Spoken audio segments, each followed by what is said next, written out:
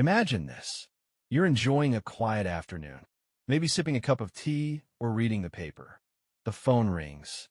A trembling voice says, "Grandma, it's me. I'm in trouble. I need money. Fast. Please don't tell Mom or Dad." Would you know what to do? In 2025, scams like these are no longer rare.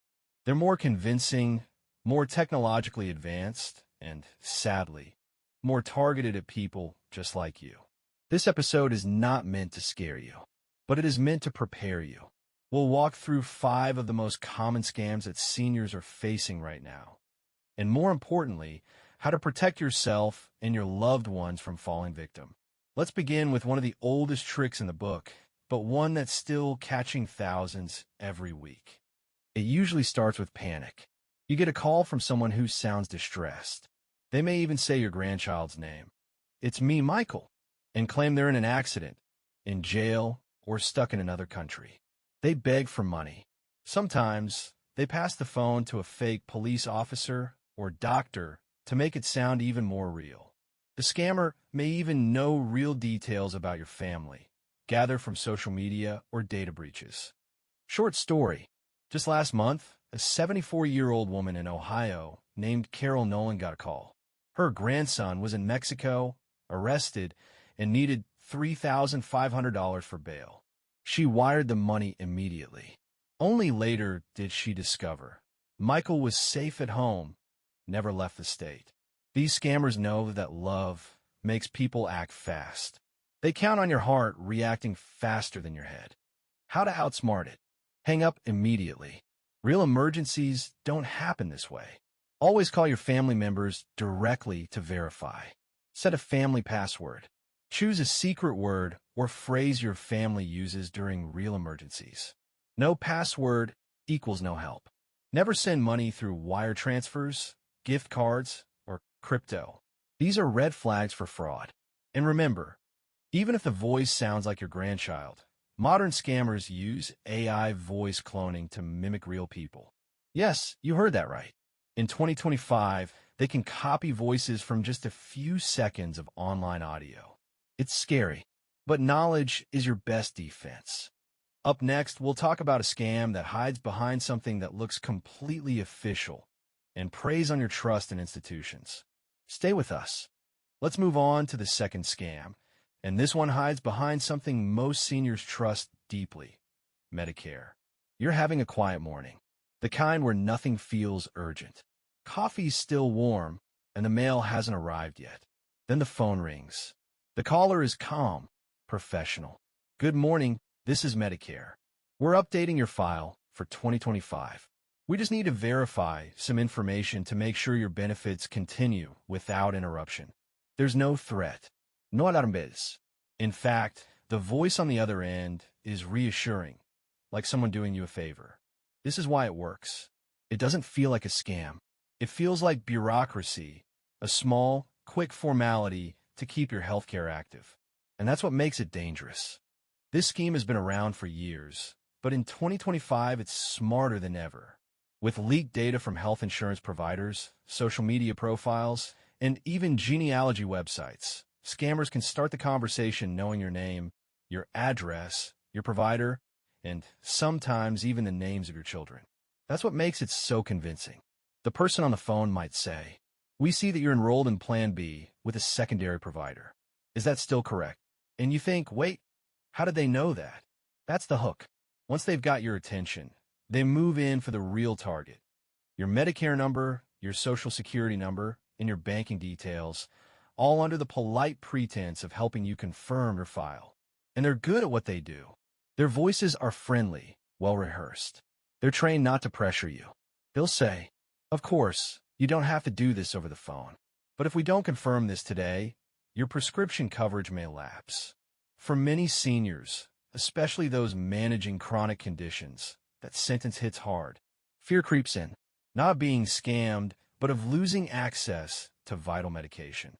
James Jenkins, 78, from Florida, had just gotten out of the hospital after knee surgery. He was recovering well, but tired, both physically and emotionally. One morning, he got a call from Medicare. The woman on the line sounded warm and helpful. She already knew he'd had a procedure done recently. She said it was routine verification, just a formality. James didn't feel well. He wasn't thinking clearly. He gave her his social security number. She asked to verify his bank routing number for direct deposit. He read out loud. It took only 48 hours for the damage to start. His Medicare account was used to file fraudulent claims for equipment he never received, procedures he never had. His real claims from the hospital were delayed. He was suddenly being billed for care that should have been covered. He called the number back. It was disconnected. This is the kind of scam that hits you where it hurts, not just financially, but emotionally, because it feels like a betrayal of trust. Medicare is something seniors have earned.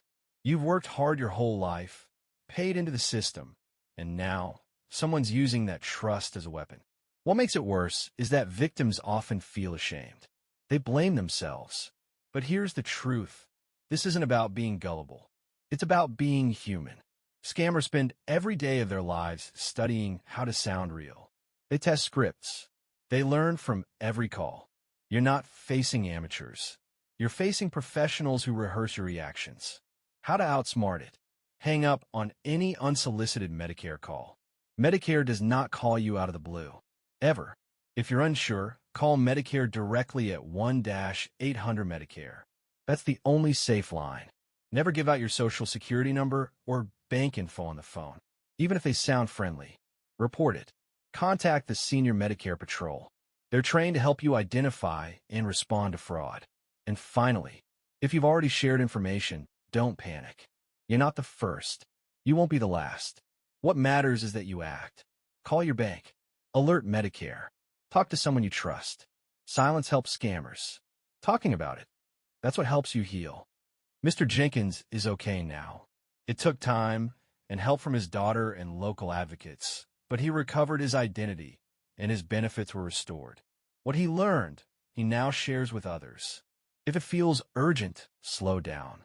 If it feels official, double check. If it feels personal, protect yourself. And that's exactly what we're doing here. Let's talk about a scam that doesn't use fear of losing benefits or stolen identity. It uses fear of technology. Picture this. You're sitting at your computer. Maybe you're reading the news, or checking email, or following a bread recipe on YouTube.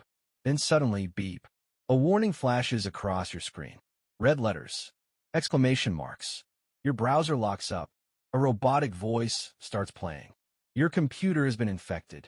Do not shut it down. Call Microsoft support now. You freeze. Not because you've done anything wrong, but because it feels real. Your computer did just stop responding. And the message looks official enough. So you grab the phone. That's exactly what the scammers want. This isn't a virus. It's a fake web page made to look like a virus warning. It's designed to trap you in a moment of panic. When you call the number, you get someone who sounds American. Calm. Tech-savvy. He says he's from Microsoft or Apple, and he sees a serious issue on your device. But don't worry.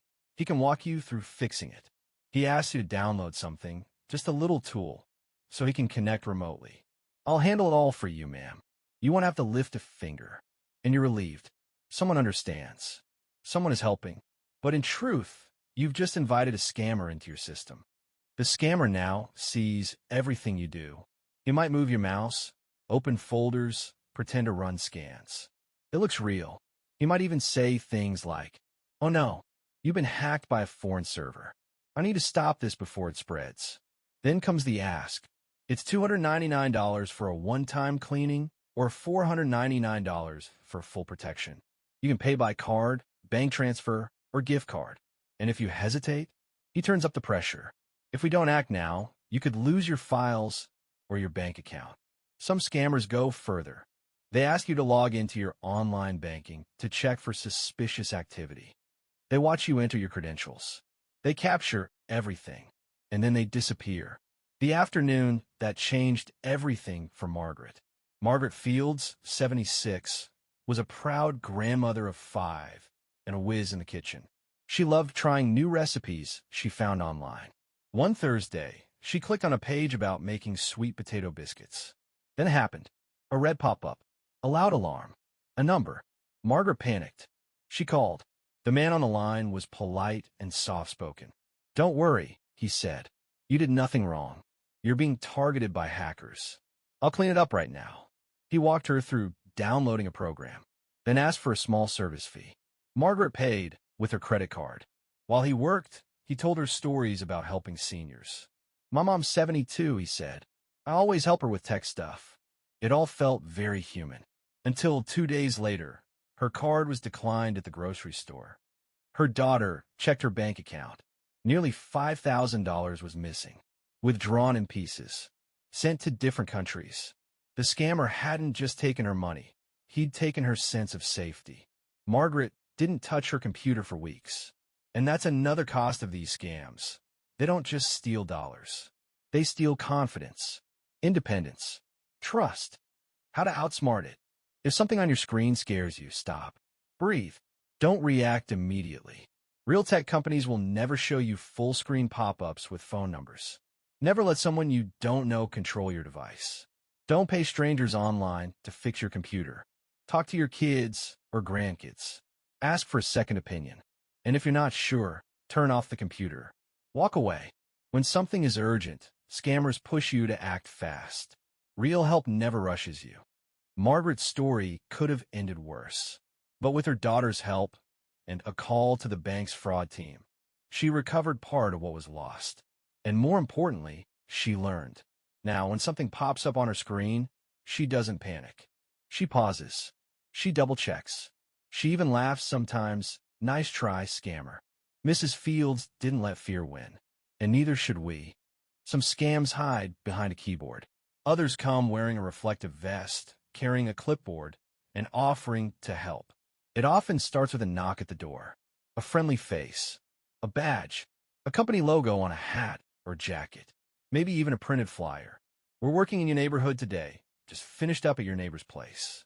We noticed some damage on your roof. Want us to take a quick look? Or, there's a gas leak alert in the area. Mind if we inspect your meter?" And just like that, you've let a scammer onto your property. These aren't high-tech hackers. They're old-school con men, and they know exactly how to gain your trust and how to make you doubt yourself. In 2025, fake contractor scams are everywhere, from small towns to big cities. And they don't just target seniors, but they do rely on something many older adults have in abundance: politeness, trust, and a desire not to make a scene.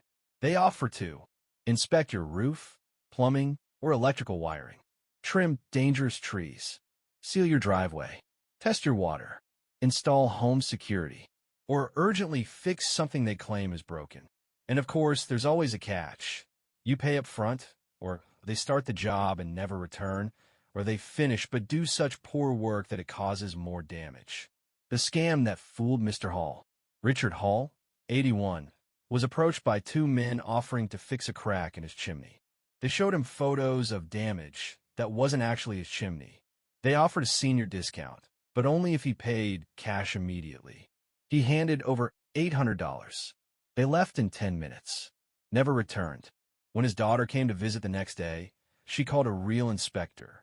The chimney was fine. The crack was dirt on a zoomed-in photo. How to outsmart it. Don't open the door to unsolicited contractors.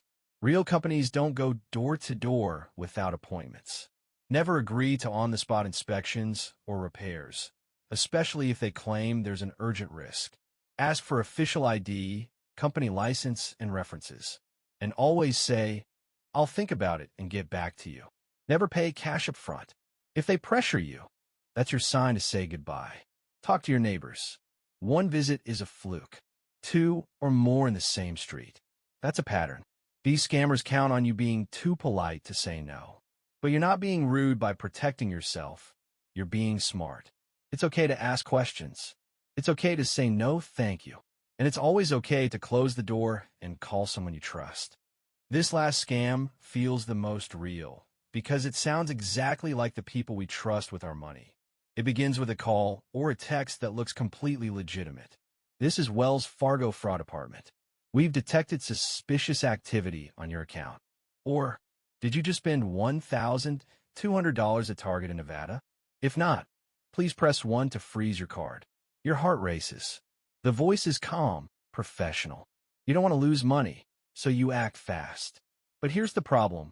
You're not speaking with your bank. You're speaking with a scammer who's trained to sound just like them. Bank impersonation scams have exploded in 2025. With AI voice mimicry, spoofed caller IDs, and fake verification questions, these criminals can make everything seem official. They don't just say, "Give me your password." They walk you through a series of steps, sometimes even redirecting you to a real-looking bank website or app, all to steal your login credentials, access codes, or two-factor passwords. And once they're in, it happens fast. What happened to Elaine? Elaine Morton, 69, received a voicemail from her bank one morning. It said her card had been flagged, and she needed to verify activity. When she called back, a polite man on the line guided her through the security process. It felt real. They even sent her a text with a code, which she read back to them. That was the code to reset her online banking login. Within 15 minutes, $7,400 had been wired from her account. The money was gone before she even hung up the phone. These scammers exploit urgency. They want you to panic. They don't yell, they stay calm. They don't demand, they reassure. They sound like they're protecting you, but they're robbing you. How to prevent this from happening? Banks never ask for PINs, full passwords, or verification codes over the phone. Ever. If you're unsure, hang up and call the number printed on your actual card, not the one from a text or email. Enable alerts from your banking app so you can verify real activity yourself. Never click on links in bank-related texts or emails. Go to the site directly. Slow down. That's the best weapon you have. Take a breath before reacting.